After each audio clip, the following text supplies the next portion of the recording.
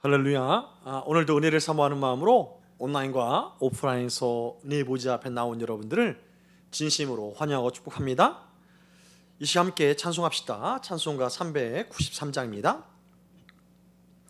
오 신실하신 주 내 아버지여, 늘 함께 계시니 두려움 없네. 그 사랑 편찮고 날 지키시며 어제나 오늘이 한결같네. 오 신실하신 주, 오 신실하신 주, 날마다 자비를 베푸시며 일용할 모든 것 내려주시니 오 신실하신 주, 나의 구주. 봄철과 또 여름, 가을과 겨울, 해와 달 별들도 다 주의 것. 만물이 주 영광 드러내도다. 신실한 주 사랑 나타내네. 오 신실하신 주, 오 신실하신 주, 날마다 자비를 베푸시며 일용할 모든 것 내려주시니 오 신실하신 주, 나의 구주. 내 죄를 사하여 안위하시고 주 친히 오셔서 인도하네. 오늘의 힘되고 내일의 소망, 주만이 만복을 내리시네. 오 신실하신 주, 오 신실하신 주, 날마다 자비를 베푸시며 일용할 모든 것 내려주시니 오 신실하신 주, 나의 구주. 기도합니다. 은혜와 사랑이 충만하신 하나님, 오늘도 이 하루의 이 시작에 하나님의 궁일하심 안에서 우리를 은혜의 보좌 앞으로 인도하시니 감사합니다. 이 시간도 우리가 주 앞에 나아갈 때에 신령과 진리 안에서 우리의 마음을 다하고 뜻을 다하고 힘을 다하여 주님을 예배하기를 원하오니 드려지는 모든 예배를 통하여서 성삼일체 하나님만 홀로 영광 받아 주옵소서. 그리고 그 하나님의 영광 받으심이 오늘도 선포된 말씀을 따라 오직 믿음의 순종의 삶을 살고자 하는 모든 심령들과 삶의 모든 여유에서 하나님의 광대하심과 충만하신 그 능력을, 그 권능을 맛보는 것으로 축복하여 주옵소서. 이 시간도 우리를 돌아보실 주님 기대하고 감사하며 우리 구주 예수 그리스도의 이름으로 간절히 기도 올리옵나이다. 아멘. 이제 함께 하나님 말씀 받도록 하겠습니다. 함께 받으실 말씀은 매일 성경 오늘 날짜를 보시면 되고요. 성경 본문으로는 역대하 36장 1절로 23절 말씀을 저와 여러분들이 한 절씩 번갈아 교독으로 읽고 마지막 23절은 함께 읽도록 하겠습니다. 1절입니다. 그 땅의 백성이 요시야의 아들 여호아하스를 세워 그의 아버지를 대신하여 예루살렘에서 왕으로 삼으니 여호아하스가 왕위에 오를 때에 나이가 23세더라. 그가 예루살렘에서 다스린 지 석 달에 애굽 왕이 예루살렘에서 그의 왕위를 폐하고 또 그 나라의 은 100달란트와 금 1달란트를 벌금으로 내게 하며 애굽 왕 느고가 또 그의 형제 엘리야김을 세워 유다와 예루살렘 왕으로 삼고 그의 이름을 고쳐 여호야김이라 하고 그의 형제 여호아스를 애굽으로 잡아갔더라. 여호야김이 왕위에 오를 때에 나이가 25세라. 예루살렘에서 11년 동안 다스리며 그의 하나님 여호와 보시기에 악을 행하였더라. 바벨론 왕 느부갓네살이 올라와서 그를 치고 그를 쇠사슬로 결박하여 바벨론으로 잡아가고 느부갓네살이 또 여호와의 전 기구들을 바벨론으로 가져다가 바벨론에 있는 자기 신당에 두었더라. 여호야김의 남은 사적과 그가 행한 모든 가증한 일들과 그에게 발견된 악행이 이스라엘과 유다 열왕기에 기록되니라. 그의 아들 여호야긴이 대신하여 왕이 되니라. 여호야긴이 왕위에 오를 때에 나이가 8세라. 예루살렘에서 석 달 열흘 동안 다스리며 여호와 보시기에 악을 행하였더라. 그 해에 느부갓네살 왕이 사람을 보내어 여호야긴의 전에 귀한 그릇들도 함께 가져가고 그의 숙부 시드기야를 세워 유다와 예루살렘 왕으로 삼았더라. 시드기야가 왕위에 오를 때에 나이가 21세라. 예루살렘에서 11년 동안 다스리며 그의 하나님 여호와 보시기에 악을 행하고 선지자 예레미야가 여호와의 말씀으로 일러도 그 앞에서 겸손하지 아니하였으며 또한 느부갓네살 왕이 그를 그의 하나님을 가리켜 맹세하게 하였으나 그가 왕을 배반하고 목을 곧게 하며 마음을 완악하게 하여 이스라엘 하나님 여호와께로 돌아오지 아니하였고 모든 제사장들의 우두머리들과 백성도 크게 범죄하여 이방 모든 가증한 일을 따라서 여호와께서 예루살렘에 거룩하게 두신 그의 전을 더럽게 하였으며 그의 주상들의 하나님 여호와께서 그의 백성과 그 거하시는 곳을 아끼사 부지런히 그의 사신들을 그 백성에게 보내어 이르셨으나 그의 백성이 하나님의 사신들을 비웃고 그의 말씀을 멸시하며 그의 선지자를 욕하며 여호와의 진노를 그의 백성에게 미치게 하여 회복할 수 없게 하였으므로 하나님이 갈대아 왕의 손에 그들을 다 넘기심에 그가 와서 그들의 성전에서 칼로 청년들을 죽이며 청년 남녀와 노인과 병약한 사람을 긍휼히 여기지 아니하였으며 또 하나님의 전의 대소 그릇들과 여호와 전의 보물과 왕과 방백들의 보물을 다 바벨론으로 가져가고 또 하나님의 전을 불사르며 예루살렘 성벽을 헐며 그들의 모든 궁실을 불사르며 그들의 모든 귀한 그릇들을 부수고 칼에서 살아남은 자를 그가 바벨론으로 사로잡아가매 무리가 거기서 갈대아 왕과 그의 자손의 노예가 되어 바사국이 통치할 때까지 이르니라. 이에 토지가 황폐하여 땅이 안식년을 누림같이 안식하여 70년을 지냈으니 여호와께서 예레미야의 입으로 하신 말씀이 이루어졌더라. 바사의 고레스 왕 원년에 여호와께서 예레미야의 입으로 하신 말씀을 이루시려고 여호와께서 바사의 고레스 왕의 마음을 감동시키심에 그가 온 나라에 공포도 하고 조소도 내려 이르되 함께 읽겠습니다. 바사왕 고레스가 이같이 말하노니 하늘의 신 여호와께서 세상 만국을 내게 주셨고 나에게 명령하여 유다 예루살렘의 성전을 건축하라 하셨나니 너희 중에 그의 백성된 자는 다 올라갈지어다. 너희 하나님 여호와께서 함께 하시기를 원하노라 하였더라. 아멘. 오늘 저는 본문의 말씀을 가지고 남유다의 마지막 네 왕이라는 제목으로 함께 하나님의 은혜를 사모하고자 합니다.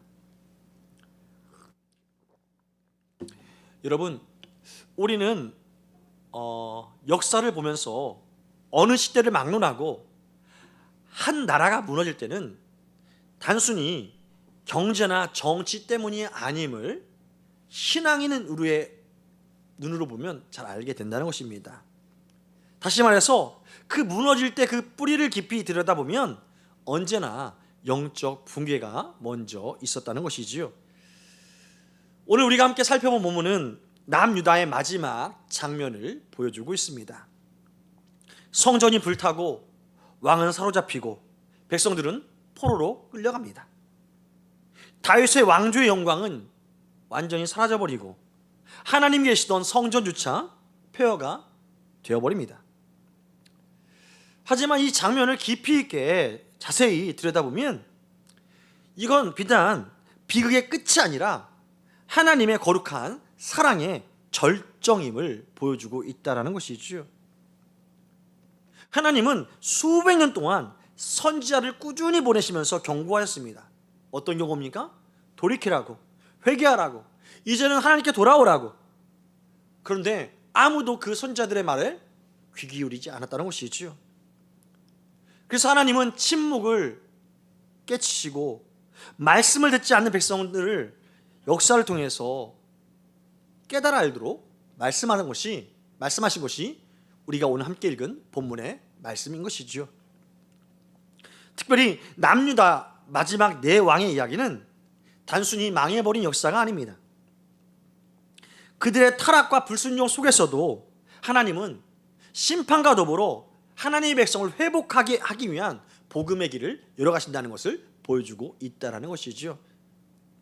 오늘 말씀을 통해서 오늘도 우리를 복음의 길로 인도하시는 하나님의 그 사랑과 섭리 안에서 다시금 감사가 넘쳐나고 또한 굳은 믿음으로 흔들리지 않는 그러한 삶을 사는 우리 모두가 되기를 주의 이름으로 축원합니다. 오늘 1절 말씀은 이렇게 시작합니다. 그 땅의 백성이 요시아의 아들 여호아스를 세워 그의 아버지를 대신하여 예루살렘에서 왕으로 삼았다라고 말합니다. 이 말씀은 그냥 우연하게 지나칠 수도 있겠지만 우리는 여기서 아주 중요한 변화를 보게 되는 것입니다. 예전에 하나님께서 이스라엘에는 누가 왕을 세웠어요? 하나님이 직접 왕을 세우셨습니다. 그런데 오늘 본문에 보면 백성들이 스스로 왕을 세웠다라고 기록하고 있다는 것이죠. 다시 말해서 하나님의 뜻보다도 인간의 판단이 우선시되는 시대가 되었다라는 말씀입니다. 이렇게 백성들에 의해서 세워진 여호아스는 23살의 젊은 왕이었습니다. 그만큼 젊었기에 백성의 기대가 컸겠지요. 하지만 중요한 것은 그의 모든 정책 가운데 하나님의 뜻을 묻지 않았다는 것입니다. 이 묻지 않는 그의 통치가 결국 어떻게 됩니까? 4절 말씀 보면 애굽 왕 느고가 그를 폐위시키고 애굽으로 끌고 왔다라고 기록하고 있습니다. 여러분, 하나님이 없는 이스라엘 백성들의 정치, 하나님에 빠진 결정의 결과는 아주 짧은 시간 안에 무너지고 마음을 오늘 성경은 우리에게 알려주고 있다는 것입니다. 무슨 말입니까? 우리의 삶도, 성도인 우리의 삶도 다르지 않다는 것이죠.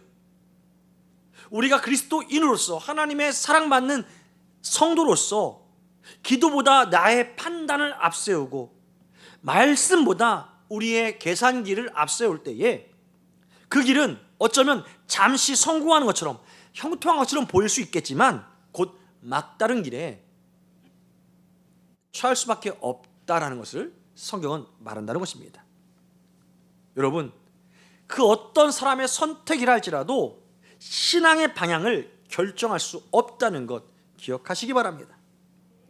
오직 하나님의 주권 아래 세워진 결정만이 영원히 서게 된다는 것이죠. 특별히 이제 이 여호아스의 뒤를 이은 여호야김은 요시아의 또 다른 아들이었습니다. 그는 아버지 요시아의 신앙을 전혀 닮지 않은 모습으로 살아감을 오늘 성경 5절 말씀에 기록하고 있는데요. 그가 여호와 보시기에 악을 행하였더라. 여호야김은 외세의 압력 속에서 정치적으로 줄타기를 하면서 애굽과 바벨론 사이를 왔다 갔다 했습니다.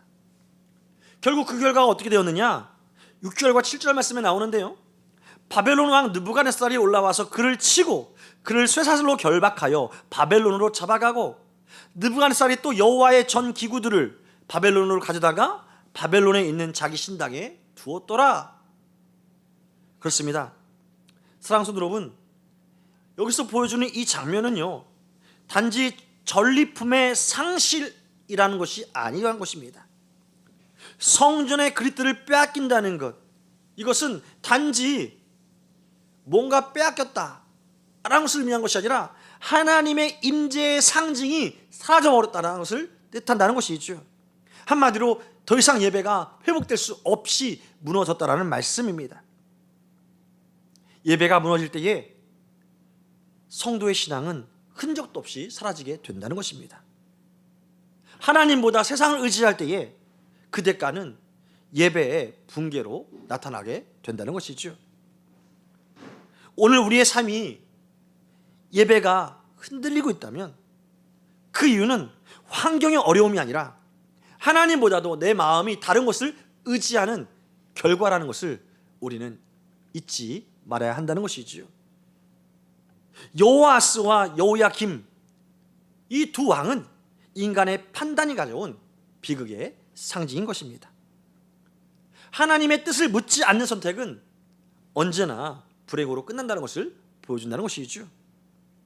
또한 이어서 나오는 왕들이 있죠. 바로 여호야김과 시드기야 왕입니다.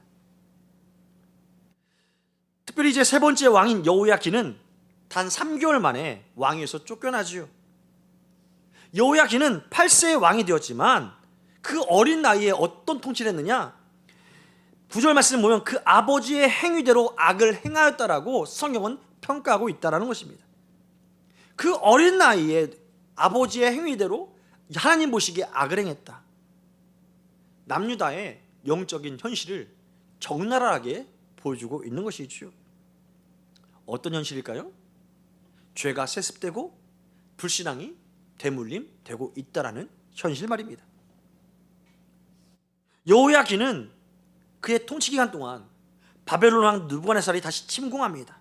그래서 또한 그 어린 여호야김이 끌려가고, 함께 끌려간 사람들 중에는 다니엘과 그의 세 친구가 있었죠. 이것은 무엇을 보여줍니까? 비록 여호야김이 잘못했지만 하나님은 그 잘못을 다니엘과 그의 세 친구로 말미암아 심판의 한 목판에서도 믿음의 사람들을 남기셨다는 것을 보여주고 있다는 것이죠. 그렇습니다. 하나님은 항상 남은 자들을 통해서, 하나님을 신뢰하는 자들을 통해서 새 시대를 준비한다는 것을 성경은 또한 보여주고 있다는 것입니다. 여호야김에 이어서 마지막 왕인 그 다음 왕은 누굽니까? 시드기야입니다. 시드기야는 여호야김의 삼촌이었죠. 바벨론 왕이 세운 꼭두각시 왕이었습니다. 이 시드기야는 정치적으로만 무능했던 것이 아니라 영적으로는 아주 완악한 왕이라고 성경은 평가하고 있습니다. 12절에 이렇게 말씀하고 있습니다. 그의 하나님 여호와 보시기에 악을 행하였고 선지자 예레미야가 여호와의 말씀으로 일러도 그 앞에서 겸손하지 아니하였다라고 말입니다.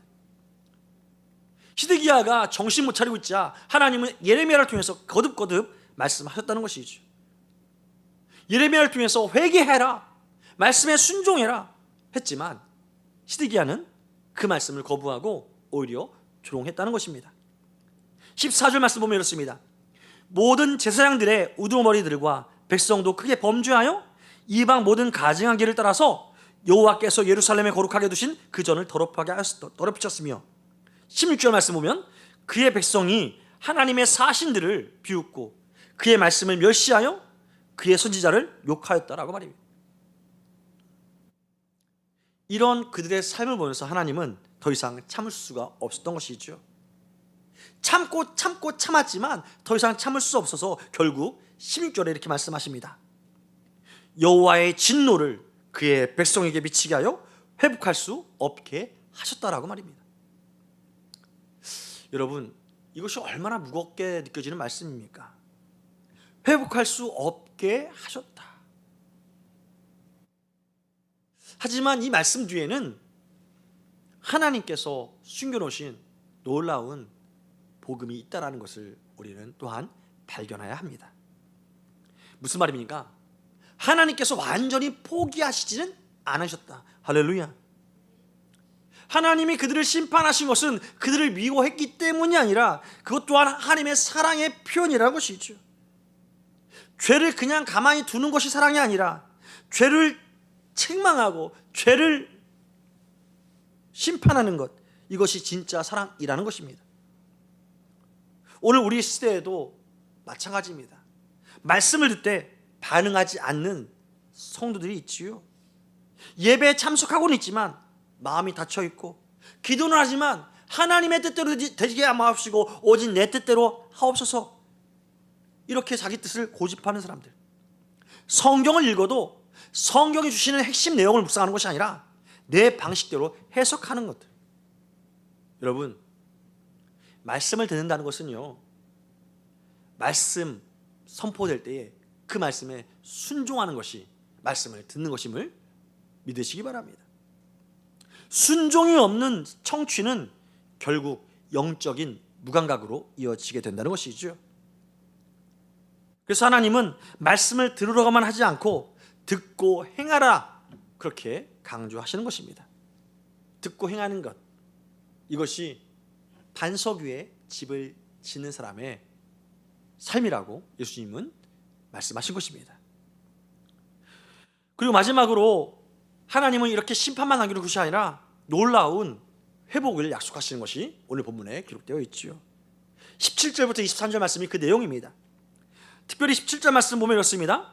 하나님이 갈대아 왕의 손에 그들을 다 넘기심에 그가 와서 그들의 성전에서 칼로 청년들을 죽이며 청년 남녀와 노인과 병약한 사람을 긍휼히 여기지 아니하였다라고 말입니다.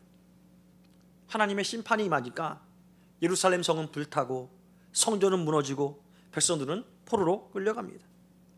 이 장면만 보면 모든 것이 끝난 것처럼 보이죠. 하지만 하나님은 그 역사 현장 가운데서도 역사하신다는 것이죠. 21절 말씀 보면 이렇습니다. 이에 토지가 황폐하여 땅이 안식년을 누림같이 안식하며 70년을 지냈으니 여호와께서 예레미야 입으로 하신 말씀이 이루어졌더라. 그렇습니다. 이스라엘은 황폐했습니다. 황폐한 그들, 그 결과 무엇입니까? 하나님께 대한 그들의 불순종 때문이었습니다. 그 불순종으로 인해서 그 땅이 어떻게 됐습니까? 더 이상 열매 맺지 못한 땅이 되었던 것이죠. 이 열매 맺지 못한 땅에 드디어 하나님의 복음의 소식이 들린 것입니다. 어떻게 들립니까? 22절 말씀. 바사의 고레스 왕 원년에 여호와께서 예레미야 입으로 하신 말씀을 이루려고 여호와께서 바사 고레스의 왕의 마음을 감동시키심에 그가 온 나라에 공포하고 또 조소도 내어 이르되. 무슨 말입니까?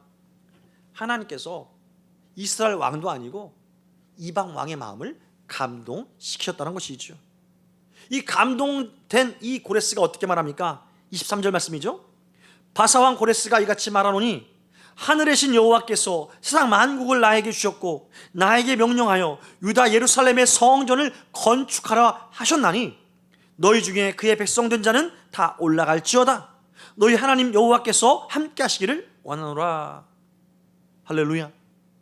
이게 얼마나 믿지 못할 역사의 현장입니까? 하나님의 백성도 아닌 사람이 하나님의 성전을 세운다고 선언합니다.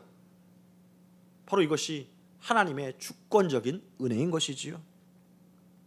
하나님은 인간의 처절한 실패 위에서도 하나님의 뜻이 반드시 이루어지도록 역사하신다는 것입니다. 그 대표적인 것이 무엇입니까? 바로 십자가입니다. 예수님은 십자가에서 죽으셔서 모든 것이 실패로 끝난 것처럼 역사는 그렇게 보였지만 바로 그 자리가 하나님의 승리를 선포한 자리임을 예수님은 선언한 것이죠. 어떻게 선언하십니까? 내가 다 이루었다. 모든 것이 무너진 그 자리에서, 무너진 것처럼 보이는 그 자리에서 예수님은 장사한 지 사흘 만에 죽은 자 가운데서 일어나심으로 다 이루었다 하신 하나님의 그 언약의 말씀이 온전하게 성취됐다는 것을 역사 가운데 선언하신 것입니다. 여러분, 우리는 무너졌다고 생각하지만 하나님은 하나님의 섭리와 그 선하신 계획 안에서 우리를 다시금 일으켜 세우시는 능력의 하나님, 사랑의 하나님인 줄 믿으시기 바랍니다. 오늘 말씀을 따라서 우리가 함께 기도해야 할 것이 무엇일까요? 하나님, 우리가 사람의 판단보다 하나님의 뜻을 더 우선시하는 삶을 살게 하여 주옵소서.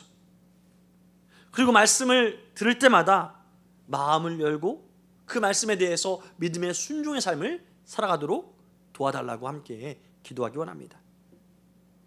그리고 여러분 마음에 가진 기도의 제목을 따라서 기도하겠고요, 주보에 나타난 대로 기도해 주되 먼저 나라와 민족을 위해서 기도하기 원합니다. 그리고 한국교회와 한국교회 목회자들을 위해서 기도합니다. 또한 우리 교회가 세워진 거모동과 시흥시와 안산시의 복음화를 위해서 기도하기 원합니다. 그리고 더 나아가 세계 선교를 위해서 기도할 때에 특별히 우리 교회에서 후원하고 있는 미얀마의 엄종철 곽순섭 선교사님, 우즈베키스탄의 이사야 주의나라 선교사님, 이스라엘의 이정훈 이재하 선교사님, 인도네시아의 재관철 김언주 선교사님을 위해서 함께 기도합니다. 그리고 영육간에 연약한 지체들을 위해서 기도하겠고요, 또 주일학교 친구들과 다음 세대 우리 자녀들의 믿음 회복과 신앙 성장을 위해서 또한 기도합니다. 끝으로 우리에게 맡겨주신 가정과 직장과 사업장을 위해서 기도합니다. 이제 제가 축도로 예배를 마치도록 하겠습니다. 이제는 우리 구주 예수 그리스도의 한량없는 은혜와 하나님 아버지의 영원하시고도 극진하시고도 무한하신 사랑하심과 성령 하나님의 감화 감동 역사 위로 교통 충만 함께 하심이 오직 주의 말씀을 따라 오늘도 믿음의 순종함으로 하나님의 뜻이 하늘에서 이루어진 것처럼 우리가 사는 모든 삶의 영역에서도 이루어지기를 갈망함으로 살기를 소망하는 모든 성도들의 마음과 생각과 삶의 모든 영역 위에 앞날 위에 이제로부터 영원토록 함께 계실지어다. 아멘.